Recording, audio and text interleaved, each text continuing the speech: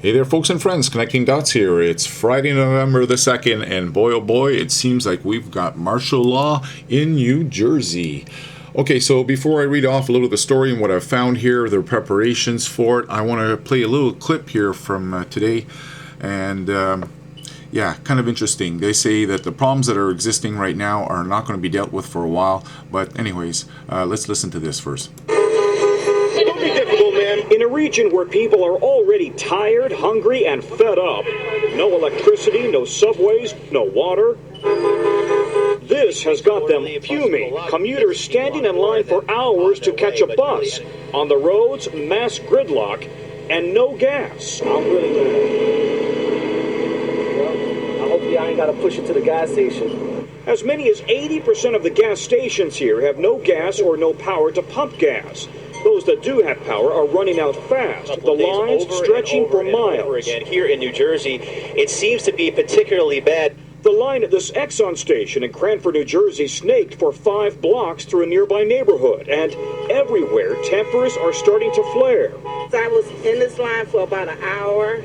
People, they cutting in line at the other corner. You should not be skipping the line, you know. This is America. You gotta take your turn. In Ridgefield, where they're only taking cash, the Yamotos were desperate to fill up to make a C-section appointment. But we need the gas because she's pregnant and we have to go to the hospital, you know. On Long Island, another bumper-to-bumper line taking up an entire lane of traffic.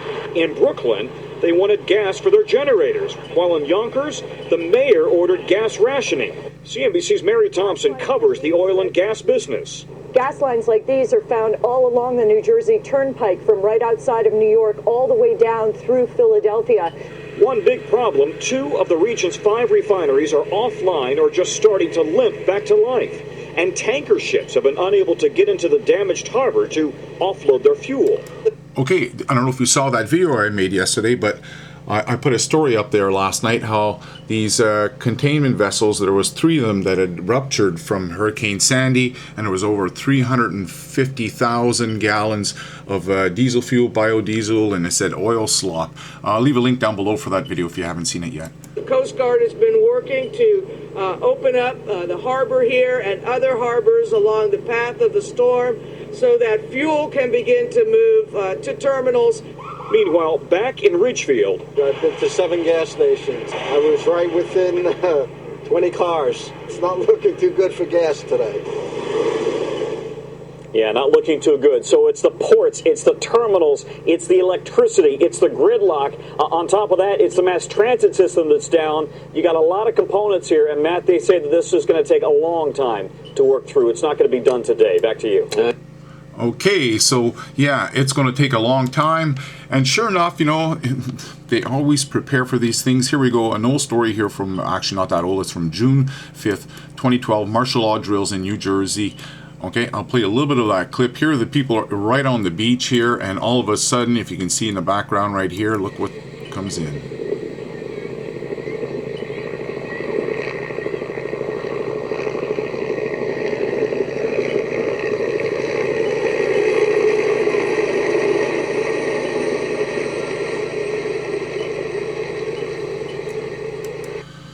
Okay, so I did a little bit of digging on this story. So it turns out that in August 2009, the city of Paterson, New Jersey proposed an implementation of martial law by imposing an adult curfew at night in an attempt to curb violence.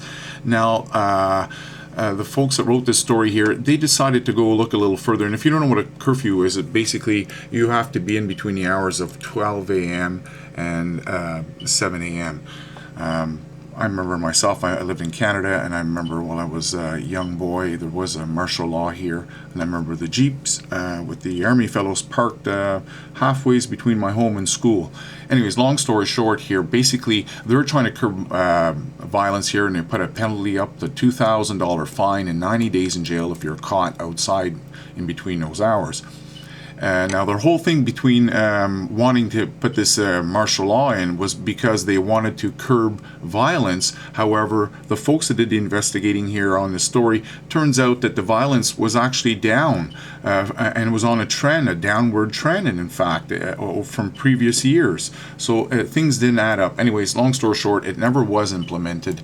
But you know, if and you're still doubting that this is true, here we go again. The martial law. I'll put a story here. This is fresh off the press from yesterday, November the 2nd. Okay, it's seaside residents are waiting to see what's going to take place, and it says right there, it's hard to conceive of how long it could take. Seaside Heights, nearby towns are under martial law. So that's it, folks. Okay, I'm starting up my Pal Talk room again here. I'm not sure if you've already been there before, but I opened up a room way back when this all started up. And not this event, I mean the nuclear event, Fukushima. It's called The Future of Things According to the Webbots. Actually, according to Webbots, I believe, not to the Webbots. Anyways, I'll make another video showing you how to get there, but I'll leave a link here for Pal Talk if you've never downloaded it. It's a free download. However, when you download it, make sure you, when you're opening up and installing the small file, it's not a very big file on your computer, just make sure that you pay attention and you click on custom uploading so you can pick out what you want, because they're going to try and install an ASK toolbar and all that crap on there. You got to click no. Okay, so click on custom. I'll make a video on this stuff, but I just want to put it out there that I'm going to open up the Pal Talk room so we can all get together and talk about the events, because boy oh boy, this is not done yet. Take care, folks.